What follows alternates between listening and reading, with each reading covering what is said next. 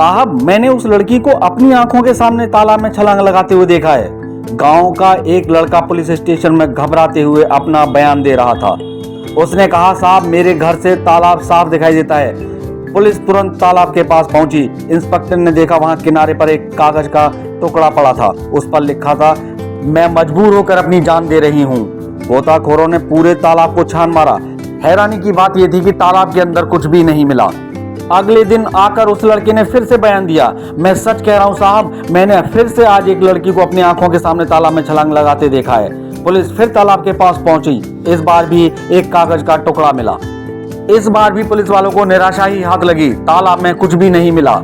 अब सवाल यही उठ रहा था, तालाब से लाशें कहां जा रही थीं? इंस्पेक्टर ने सिपाहियों से कहा, इस लड़के पर नजर रखो। इस बार लड़का पत्र लेकर तालाब की तरफ बढ़ा। उसने पत्र किनारे पर रखा और तालाब में छलांग लगा दी। तभी निगरानी कर रहे पुलिसकर्मी दौड़े और उसे पानी से बाहर निकाल लिया। इंस्पेक्टर ने गुस्से में पूछा, ये सब नाटक तुमने क्यों किया? लड़का रोते हुए बोला, साहब मेरे घर की हालत बहुत खराब है। गरीबी दिन प्रतिदिन बढ़ती जा रही है। एक तंत्र मंत्र करने वाले आदमी ने कहा था कि अगर मैं किसी तालाब के बीच जाकर नहाऊंगा तो मेरे सारे संकट दूर हो जाएंगे।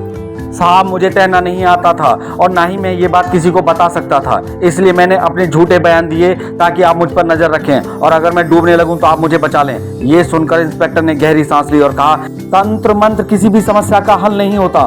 किसी भी परेशानी से भागना या अपनी जान देना कायरता है। समस्या से लड़ना और एक योद्धा की तरह जीतना ही असली समझदारी है।